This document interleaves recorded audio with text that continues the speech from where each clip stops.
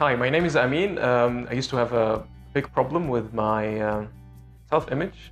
My teeth were very crowded, the lower half, and I'm now 32 years old. It took me a while to actually decide to do my teeth.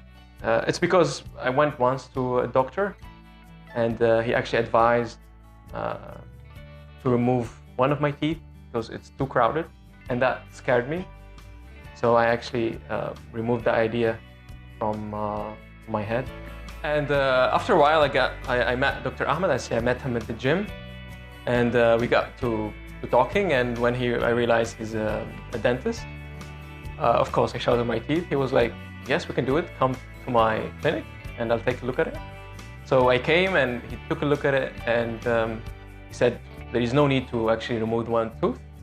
We can do IPR, and we can create a lot of space." At the beginning, I was skeptical, but then when he did the scanning on my teeth and he showed me the results after the steps, I actually loved it. And that was 7 months ago.